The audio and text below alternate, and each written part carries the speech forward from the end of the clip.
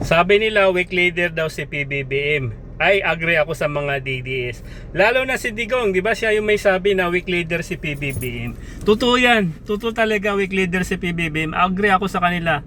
Alam nyo bakit? Bakit weak leader si PBBM? Una, si Digong, nasan ngayon? Nasa ICC, nakakulong. Pangalawa, itong bago lang itong bago lang.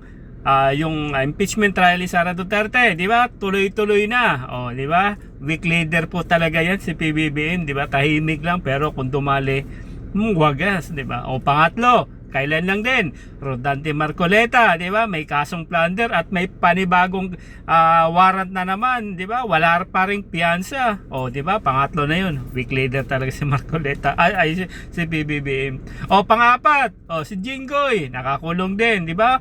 Weak leader talaga. Panglima, si Bato nasa na, nagtatago, di ba? Si Mike Defensor at marami pang ibang nakakulong ngayon sa flood control at iba-ibang kaso pagdating sa corruption.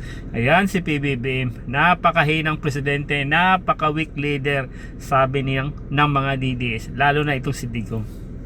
Yan ba yung nyo? Yan ba yung weak leader na sa inyo? Halos mauubos na kayo sa Senado, di ba? Yung mga supporters ni Duterte, yung mga Digong, halos mauubos, weak leader pa rin. Nakakaawa naman kayo. Ito mas malupit, ito impeachment trial ni Sara Duterte, di ba? Unti-unti nang nalilinawan ang mga taong bayan, yung mga Pilipino, yung sumusuporta sa mga Duterte, unti-unti nang nagigising. Unang pa lang yan impeachment trial pa lang na about dun sa death rate. Okay, so pagbabantay, yan pa lang yung pinag-uusapan.